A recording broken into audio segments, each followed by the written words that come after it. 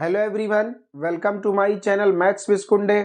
पिछली क्लास में हम लोगों ने equations reducible to the exact differential equations ये टॉपिक हम लोगों ने कंप्लीट कर लिया था। उसमें हम लोगों ने कुछ रूल्स पढ़े थे, जिन रूल्स की मदद से अगर कोई डिफरेंशियल इक्वेशन एग्जैक्ट नहीं था तो उसको हम लोग क्या करते थे, उन रूल्स की हेल्प से इंटीग्रेटिंग फैक्टर को फाइंड आउट करके उसको रिड्यूस कर लेते थे एग्जैक्ट डिफरेंशियल इक्वेशंस में। और उसका हम लोगों ने एक्सरसाइज यानी उस पर हम लोगों ने क्वेश्चन भी पूरे प्रैक्टिस कर लिए, यानी वो वाला टॉपिक हम लोगों का पूरा कंप्लीट हो चुका है। उसके बाद आज का हमारा टॉपिक है linear differential equations of first order.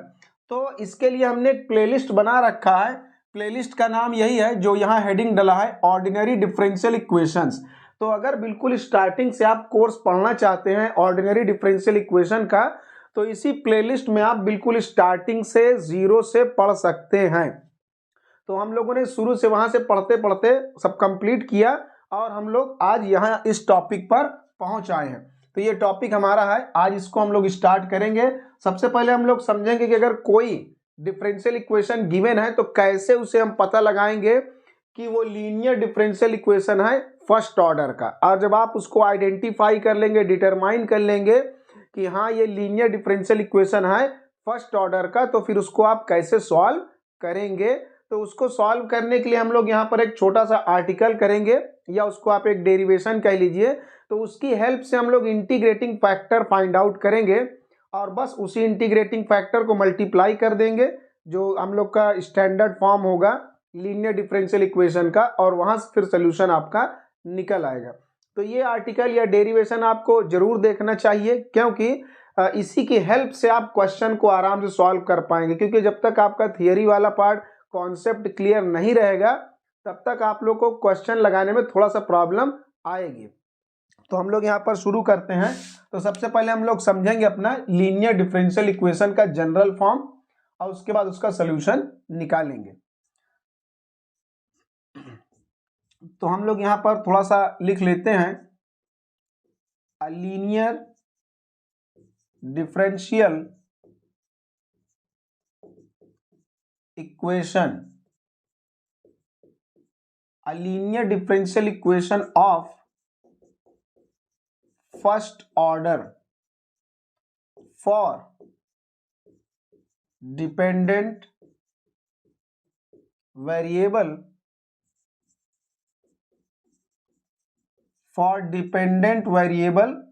y।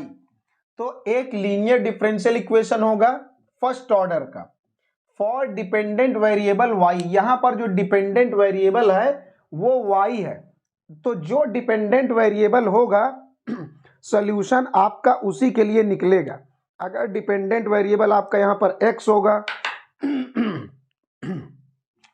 अगर डिपेंडेंट वेरिएबल आपका x होगा तो सॉल्यूशन भी आप x के लिए ही फाइंड आउट करेंगे। तो यहाँ पर हम लोगों ने डिपेंडेंट वेरिएबल y ले रखा है, इसका मतलब जो भी सॉल्यूशन आएगा वो आपके y के लिए आएगा। तो किसी भी डिफरेंशियल इक्वेशन को सॉल्व करना, इसका मतलब डिपेंडेंट वेरिएबल का वैल्यू फाइंड आउट करना। तो इसीलिए यहाँ पर लिखा है फॉर डिपेंडेंट वेरिएबल y। तो will have the general form। तो इसका जनरल फॉर्म कैसा होता है वो हम लोग देखेंगे। तो इसका जनरल फॉर्म ऐसे लिखेंगे आप, यहाँ पर कोई भी फंक्शन होगा एक ax, a जो फंक्शन है वो x के टर्म्स में लिखा जाएगा, x के टर्म्स में ये लिखा जाएगा। क्यों? क्योंकि x हमारा यहाँ पर क्या है, x हमारे पास इंडिपेंडेंट वेरिएबल है और y क्या है, डिपेंडेंट वेरिएबल, यानी y को x के रिस्पेक्ट में डिफरेंशिएट किया गया होगा। तो फिर ये हमारा यहाँ पर लिखा है x का ये कोई फंक्शन है ax, और यहाँ पर साथ में into dy by D x plus यहाँ पर जो हमारा इंडिपेंडेंट वेरिएबल x है उसी का कोई दूसरा फंक्शन इंटू में एक सिंगल y रहेगा। यहाँ पर ध्यान रखिए y का कोई पावर वगैरह कभी कुछ नहीं होगा, एक अकेला बिल्कुल सिंगल लोनली, बिल्कुल एक अकेला चुपचाप y यहाँ पर लिखा रहेगा। और यहाँ पर एक x का दूसरा कोई फंक्शन होगा, ये भी इंडिपेंडेंट वेरिएबल है x। उसी इंडिपेंडेंट वेरिएबल के टर्म्स में यहाँ दूसरा कोई फंक्शन रहेगा। और यहाँ पर एक ध्यान देने वाली बात है कि यहाँ पर ax जो आपका है वो नॉट इक्वल टू 0 है। ax 0 के बराबर नहीं होना चाहिए। क्यों? अगर ax यहाँ 0 हो गया तो ये dy बाई डी एक्स में मल्टीप्लाई होगा, इसको पूरा 0 कर देगा, और जब इसमें से डेरिवेटिव वाला टर्म फिर गायब हो जाएगा क्योंकि ये पूरा 0 हो जाएगा, तब ये डिफरेंशियल इक्वेशन मतलब रह ही नहीं जाएगा। तो इसलिए यहाँ पर ax नॉट इक्वल टू 0 होना चाहिए। तो ये इसका हमारा क्या है, इस तरह जनरल फॉर्म है। इसको हम लोग थोड़ा दूसरे तरीके से भी लिख सकते हैं। हम लोग पूरे इक्वेशन में ax का डिवाइड करेंगे, तो यहाँ पर bx के अपॉन में हमने ax से डिवाइड किया पूरे इक्वेशन में। यहाँ जब ax से डिवाइड करेंगे तो ax अपॉन ax 1 हो जाएगा, यहाँ भी ax का डिवाइड होगा, और इस साइड भी हमारा यहाँ पर ax का डिवाइड होगा। तो यहाँ पर हम लोगों ने देखा है कि ax नॉट इक्वल टू 0 हो, तो यहाँ से भी आप समझ सकते हैं अगर ax 0 के बराबर हो जाएगा तो 0 से जब डिवाइड करेंगे तो वो नॉट डिफाइंड हो जाएगा। तो अब यहाँ पर देख रहे हैं हम लोग ये भी x का फंक्शन है, ये भी x का फंक्शन। तो इस x के फंक्शन को जब इस वाले से डिवाइड करेंगे तो दूसरा भी कोई x का फंक्शन आएगा, तो यानी bx अपॉन ax कुल मिलाकर एक x का ही प्योर फंक्शन है। तो इतना दो जो है फंक्शन लिखने के बजाय हम लोग क्या काम करें, एक कोई सुंदर सा दूसरा फंक्शन यहाँ पर लिख दें, उसका नाम लिख दें px। दोनों की जगह पर एक सिंगल फंक्शन लिख दिया क्योंकि इसको इससे डिवाइड करने पर कोई ना कोई एक सिंगल फंक्शन आएगा, तो उसी की जगह यहाँ हमने ये लिख दिया, तो थोड़ा सा और सिंप्लीफाई दिखेगा। उसी तरह यहाँ पर भी दूसरा एक कोई फंक्शन हम लोग लिख देंगे qx, और यहाँ पर हम लोग साथ में मेंशन भी कर देंगे कि वेयर, जहाँ पर क्या है, जहाँ पर हमारा px किसके बराबर है, px हमारा bx अपॉन ax के इक्वल है, एंड qx की जगह पर हमारा क्या है, cx अपॉन ax है। तो ये हम लोगों ने यहाँ पर बता दिया है कि px जो है bx अपॉन ax के बराबर है और qx cx अपॉन ax के बराबर में है। तो इस तरीके से आपको अगर कोई भी डिफरेंशियल इक्वेशन दिखे तो आप समझ जाइए कि ये हमारा लीनियर डिफरेंशियल इक्वेशन है फर्स्ट ऑर्डर का। तो ये आप इसको आइडेंटिफाई कर लेंगे, इसी फॉर्म में लिखा होना चाहिए। अभी हम लोग इस पर एक्सरसाइज भी करेंगे और क्वेश्चन भी करके देखेंगे, तब आप वहां पर देखेंगे। तो यहाँ पर dy बाई डी एक्स लिखा होगा, यहाँ पर एक अकेला y और इसके मल्टीप्लाई में कोई भी फंक्शन लिखा होगा, जैसे यहाँ पर कुछ भी लिख सकते हैं साइन एक्स, कॉस एक्स या log x, x square plus 2, इस तरीके से कोई ना कोई फंक्शन लिखा होगा। और यहाँ पर x का कोई अलोन फंक्शन, इसमें बिल्कुल भी y नहीं होगा, कोई भी चीज यहाँ लिखा रहेगा, जैसे लिख दिया log x upon sine x, tan x, sec square x, कुछ भी लिखा होगा, तो वो इस तरीके से x का प्योर फंक्शन होगा, यहाँ y बिल्कुल भी नहीं होगा। अभी हम लोग इस पर क्वेश्चन सॉल्व करेंगे तो देखेंगे। तो ये हमारा क्या है, लीनियर डिफरेंशियल इक्वेशन है। अब इसका आप सोल्यूशन कैसे फाइंड आउट करेंगे ये हम लोगों को देखना है। तो अब इसका हम लोग सोल्यूशन निकालेंगे। तो ये एक छोटा सा डेरिवेशन इसको कह लीजिए सोल्यूशन फाइंड आउट करने के लिए। तो solution of linear differential equation, यही जो हम लोग टॉपिक पढ़ रहे हैं इसी का हम लोग सोल्यूशन फाइंड आउट करेंगे। तो solution of linear differential equation, तो ये है।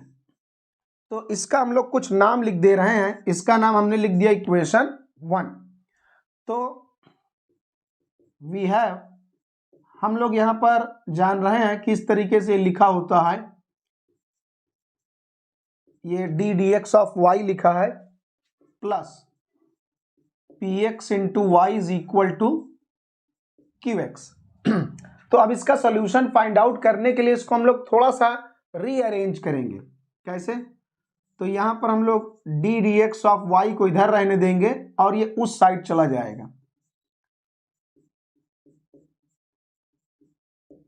ये हमने इसको इस साइड शिफ्ट कर दिया। अब इसमें हम लोग क्या काम करेंगे, दोनों साइड dx का मल्टीप्लाई कर देंगे, या तो ये कह लीजिए कि इधर तरफ dx हम इधर शिफ्ट कर दिया हमने,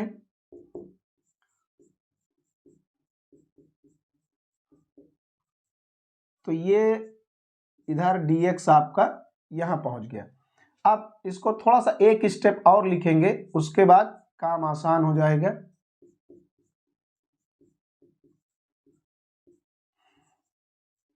ये dy को हम उस साइड ले जा रहे हैं और इक्वल में कर दे रहे हैं 0, मतलब पूरा सबको एक साइड कर लिया, बराबर में 0 कर दिया। अब ये आप इसको ध्यान से देखिए, तो ये आपका जो है m dx plus n dy के फॉर्म का है, तो which is of the form, किस फॉर्म का है ये, m dx plus n dy equal to 0। जो इसके पहले वाला टॉपिक हम लोगों ने एग्जैक्ट डिफरेंशियल इक्वेशंस पढ़ा था, उसमें एग्जैक्ट डिफरेंशियल इक्वेशन इसी टाइप के हुआ करते थे। कभी कभी वो एग्जैक्ट नहीं भी होता था तो उसको हम लोग एग्जैक्ट डिफरेंशियल इक्वेशन में रिड्यूस कर लेते थे। तो यहाँ पर जो dx का कोफिशिएंट है वो m है, तो यहाँ पर dx का कोफिशिएंट कौन है, m है। तो हियर यहाँ पर आप देख रहे हैं कि m की जगह पर आपका क्या आ जाएगा, qx माइनस का px इंटू वाई एंड, और यहाँ पर n आपका क्या है, जो dy का कोफिशिएंट है वो n है, तो यहाँ dy के मल्टीप्लाई में कौन है, माइनस का 1। तो एक्चुअल में बात यह है कि ये m dx plus n dy के फॉर्म में है। तो अब ये एग्जैक्ट है या नहीं है वो हमें पता नहीं है, हम लोग इसको चेक भी कर सकते हैं कि del m upon del y is equal to del n upon del x करके। तो अब ये सी बात है, अगर यहाँ पर del m upon del y करेंगे, इसको y के रिस्पेक्ट में डिफरेंशिएट करेंगे, इसको x के रिस्पेक्ट में, तो इक्वल नहीं आएगा, वो बिल्कुल क्लियर दिख रहा है। इसको जब y के रिस्पेक्ट में आप डिफरेंशिएट करेंगे तो ये 0 हो जाएगा, यहाँ से माइनस px आएगा, तो del m upon del y आएगा माइनस का px, और del n upon del x तो 0 हो जाएगा, यानी del m upon del y del n upon del x के बराबर नहीं है। इसका मतलब ये जो डिफरेंशियल इक्वेशन है ये m d x plus n d y के फॉर्म में तो बन गया, लेकिन ये एग्जैक्ट नहीं है। तो फिर इसे हम एग्जैक्ट बनाएंगे, कैसे बनाएंगे, उसके लिए हम लोगों ने इसके पिछले क्लास में equations reducible to the exact differential equation में 7 रूल हमने पढ़ाए थे कि अगर कोई डिफरेंशियल इक्वेशन इस फॉर्म में लिखा है और एग्जैक्ट नहीं है तो उसको कैसे एग्जैक्ट बनाएंगे, और एग्जैक्ट बनाने के लिए इंटीग्रेटिंग फैक्टर कैसे फाइंड आउट करेंगे। तो उन्हीं में से एक रूल हम यहाँ पर अप्लाई करने जा रहे हैं, इंटीग्रेटिंग फैक्टर फाइंड आउट करने के लिए। किसके लिए, इस वाले डिफरेंशियल इक्वेशन का इंटीग्रेटिंग फैक्टर फाइंड आउट करने के लिए। तो अगर आपने उसको नहीं पढ़ा है तो पीछे वाला क्लास आप अच्छे से पहले पढ़ लीजिए, तो फिर ये आपको आराम से समझ में आ जाएगा। तो इसमें यहाँ पर हम लोग करेंगे, नाउ हम लोग यहाँ पर ये एक रूल लगाएंगे 1/n। अगर आपने इसको पढ़ा होगा तो बिल्कुल आपको अच्छे से समझ में आ जाएगा। तो यहाँ पर एक रूल हम लोग लगाते हैं 1/n del m upon del y minus del n upon del x. ये हम लोग ट्राई करते हैं, इसमें हम लोग अप्लाई इसको कैलकुलेट करेंगे। अगर ये x का प्योर फंक्शन मिलेगा तो e के पावर में उसी फंक्शन को लगा देंगे, वही इंटीग्रेटिंग फैक्टर होगा। तो यहाँ पर n की जगह आपके पास क्या है, n की जगह पर है माइनस का 1 और del m upon del y, m को y के रिस्पेक्ट में पार्शली डिफरेंशिएट करना है, ये m है, y के रिस्पेक्ट में करेंगे तो ये तो प्योर x है, ये हमारे लिए कांस्टेंट है, ये 0 हो जाएगा। उसके बाद यहाँ आएंगे तो px हमारे लिए कांस्टेंट है तो वो मल्टीप्लाई में है तो चुपचाप पड़ा रहेगा अपनी जगह पर, और y को जब y के रिस्पेक्ट में आप डिफरेंशिएट करेंगे तो 1 आ जाएगा। तो del m upon del y ये आया, फिर आप माइनस लगाएंगे, del n upon del x, ये माइनस हमने यहाँ लगाया, n को x के रिस्पेक्ट में, तो n का वैल्यू तो कांस्टेंट है तो डिफरेंशिएशन 0 आ जाएगा। तो यहाँ से अंदर से कुल मिलाकर के आया माइनस पी एक्स और एक माइनस बाहर लगा हुआ है, तो माइनस माइनस प्लस का पी एक्स आपको मिलेगा। इसका मतलब आपने देखा कि जब आपने इसको कैलकुलेट किया 1/n और del m upon del y minus del n upon del x, तो आपको क्या मिला, पी एक्स मिला। और पी एक्स क्या है, पी एक्स एक्स का अलोन फंक्शन है, इसमें वाई बिल्कुल भी नहीं है, which is function of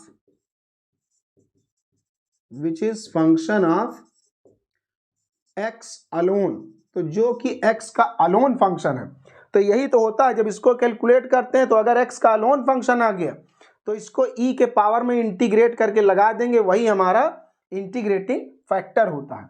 so that इसलिए इसका इंटीग्रेटिंग फैक्टर क्या होगा, इसका इंटीग्रेटिंग फैक्टर आपका होगा रूल के हिसाब से जो हम लोगों ने पिछली क्लास में पढ़ा, ई का power integral P x D x, यही इसका इंटीग्रेटिंग फैक्टर होगा। जो भी एक्स का लोन फंक्शन आएगा उसे इंटीग्रेट करना है और ई के पावर में चढ़ा देना है, तो ये आपका इंटीग्रेटिंग फैक्टर आ जाएगा।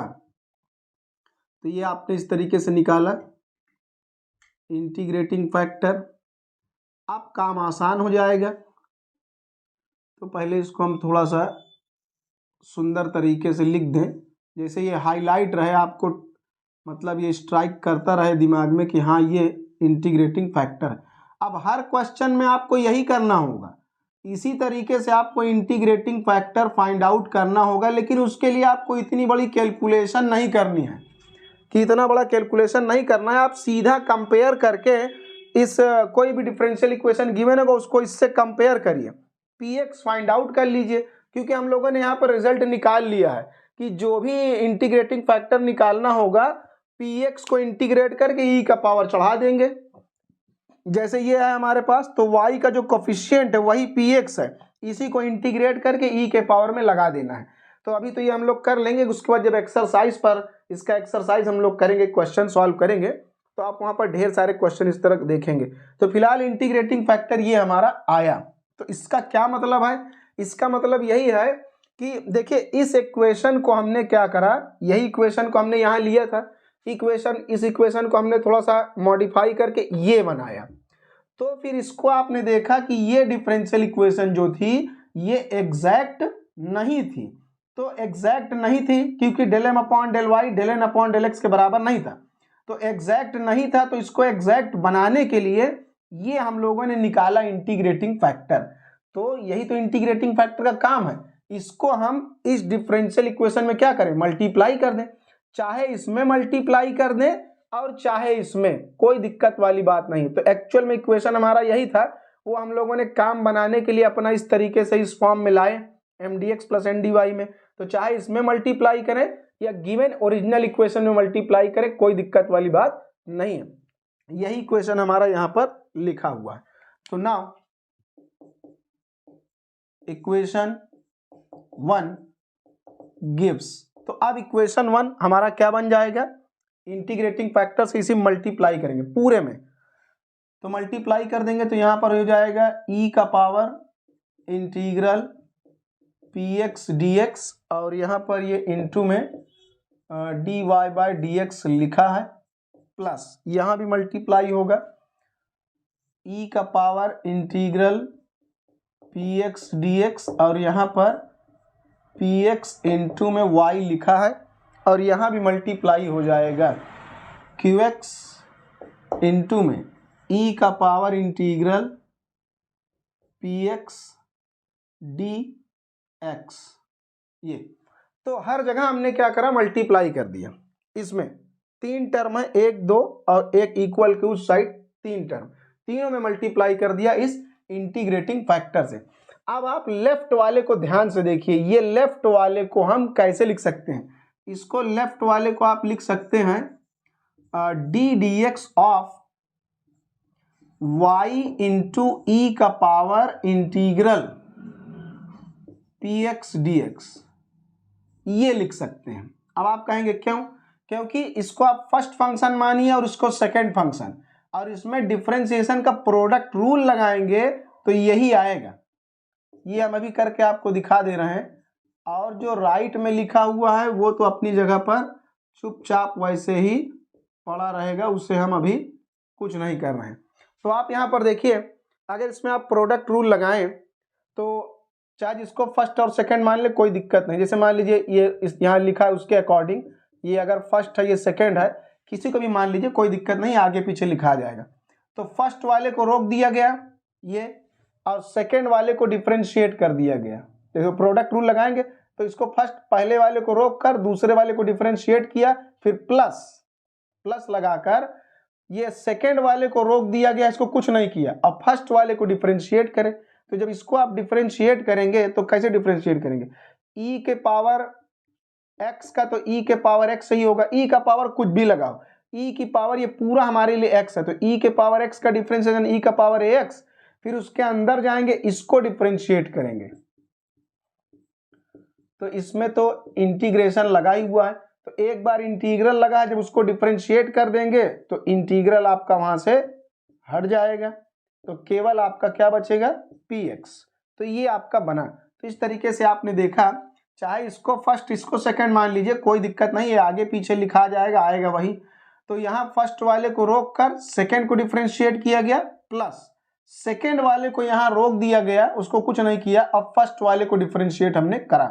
तो ये जब इसको हम डिफरेंशिएट करें, ये फर्स्ट वाला है ना, इसको डिफरेंशिएट करने पर ये आया, तो ये फर्स्ट वाले को डिफरेंशिएट हमने यहाँ करके दिखा दिया है, तो इसको आप डिफरेंशिएट जब करेंगे तो यही आएगा, ये यहाँ पर लिखा हुआ है।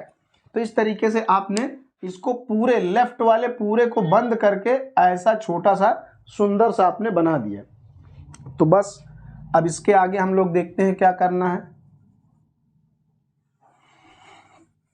अब बस हो गया, इसका हम लोग सोल्यूशन आराम से निकाल लेंगे, कोई दिक्कत वाली बात नहीं है।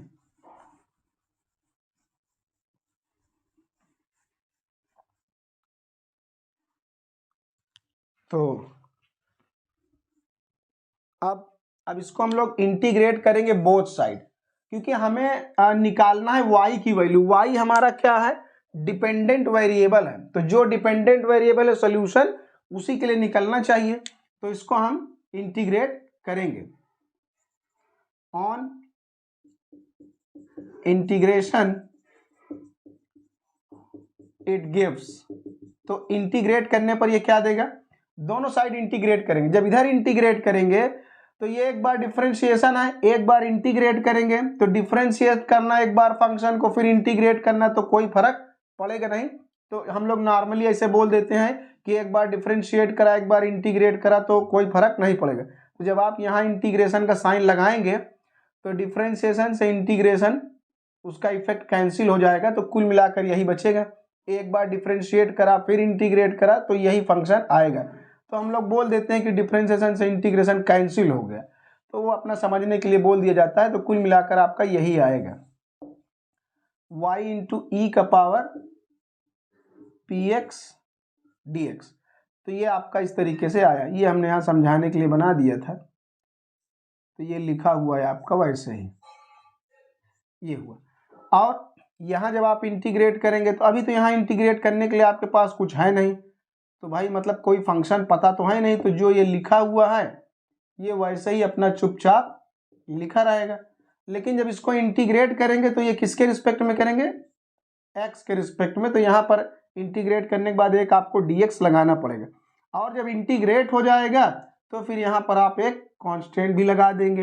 अब हमें निकालना है y की वैल्यू, तो ये जो है ये इधर अपॉन में आ जाएगा, ये नीचे आएगा अपॉन में, फिर जब ऊपर ले जाएंगे तो ये पावर क्या हो जाएगा, माइनस में हो जाएगा।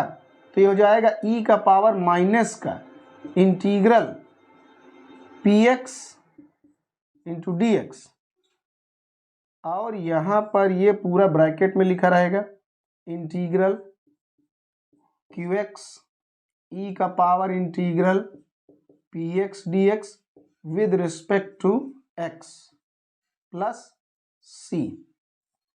तो ये आपका निकल कर आया। तो ये इस तरह y का वैल्यू आपने निकाल लिया, तो यही आपका क्या है, रिक्वायर्ड सॉल्यूशन है, किसका, डिफरेंशियल इक्वेशन जो 1 है, इस डिफरेंशियल इक्वेशन का ये आपका रिक्वायर्ड सॉल्यूशन आ जाएगा। तो इसके आगे अब आप देखिए, इसका एक थोड़ा सा कुछ स्पेशल केस है, और इसका सेकंड काइंड है, वो भी आप यहाँ पर समझ लीजिए। तो एक चीज यहाँ पर और आपको 2 पॉइंट में हम बता दें तो आज की ये क्लास ओवर हो जाए। इफ डिपेंडेंट वेरिएबल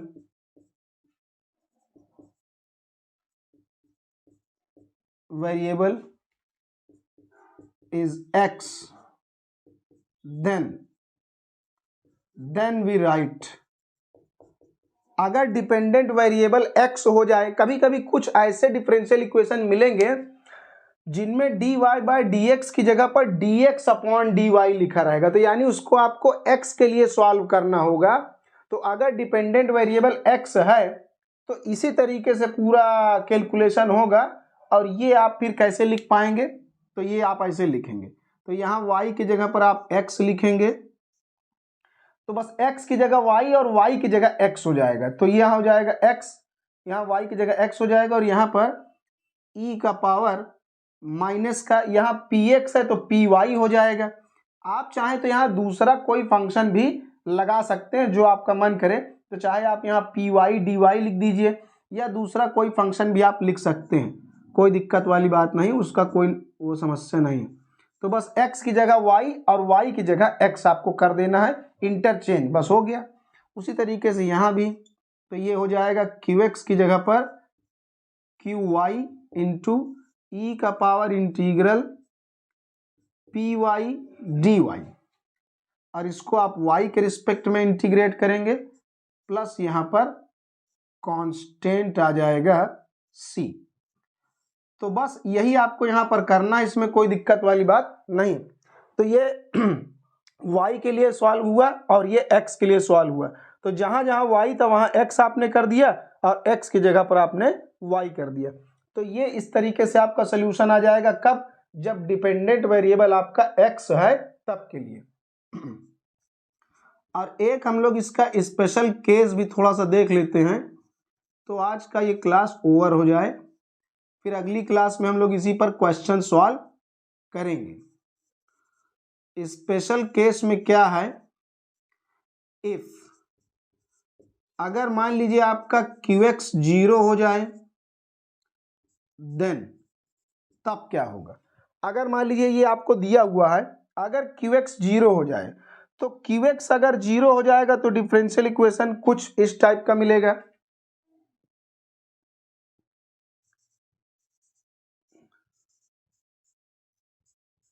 तो डिफरेंशियल इक्वेशन आपका कुछ ऐसा बनेगा।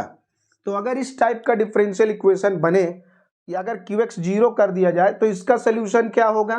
तो इसका सोल्यूशन आप यहीं से देखिए निकाल लीजिए।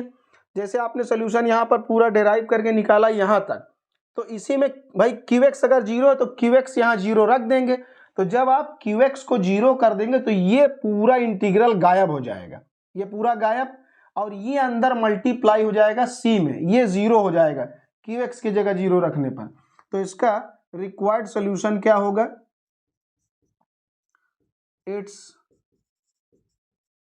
सोल्यूशन इज, तो इसका सोल्यूशन क्या होगा, y इज इक्वल टू, ये qx की जगह रखने पर ये 0 हो गया, तो ये अंदर मल्टीप्लाई हो जाएगा, तो यानी c इंटू ई का पावर माइनस का इंटीग्रल px dx। तो ये इसका सोल्यूशन हो जाएगा उस समय ये।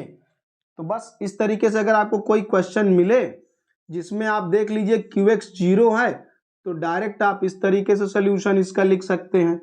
तो यही सब चीज़ आपको यहाँ पर ध्यान देना है। अब इसके नेक्स्ट क्लास में हम लोग इस पर क्वेश्चन सॉल्व करेंगे, जो एक्सरसाइज में आपको गिवन है उसका पूरा एक एक क्वेश्चन हम आपको करके अच्छी तरीके से बता देंगे। तो बस ये है, इसको आप ध्यान से देखे रहिए कैसे कैलकुलेशन किया गया है, और नेक्स्ट क्लास में हम लोग क्वेश्चन सॉल्व करके देखेंगे।